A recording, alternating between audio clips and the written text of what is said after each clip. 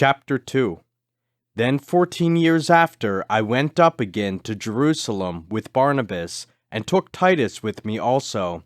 And I went up by revelation, and communicated unto them that gospel which I preach among the Gentiles, but privately to them which were of reputation, lest by any means I should run, or had run, in vain.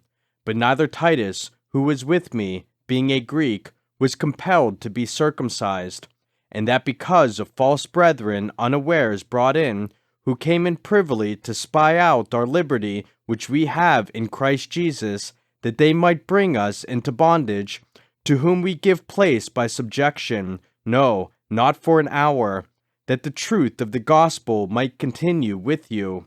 But of these who seemed to be somewhat, whatsoever they were, it maketh no matter to me, God accepteth no man's person, for they who seemed to be somewhat in conference added nothing to me, but contrariwise, when they saw that the gospel of the uncircumcision was committed unto me, as the gospel of the circumcision was unto Peter.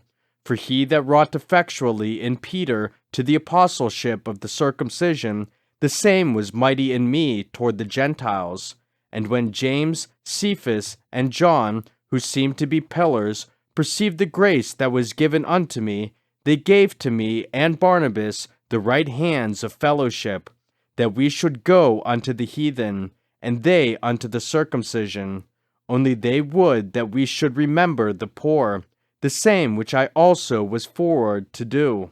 But when Peter was come to Antioch, I withstood him to the face, because he was to be blamed.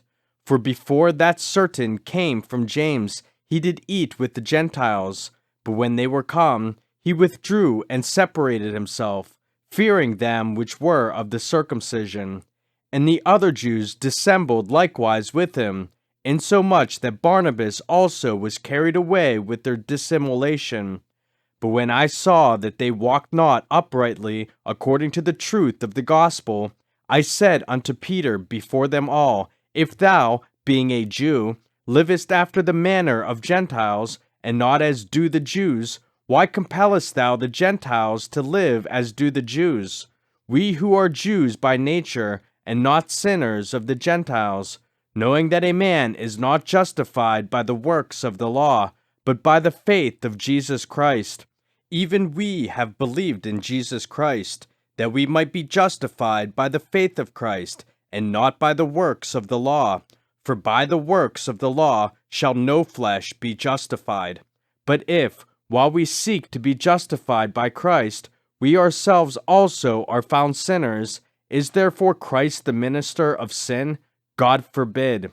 For if I build again the things which I destroyed, I make myself a transgressor.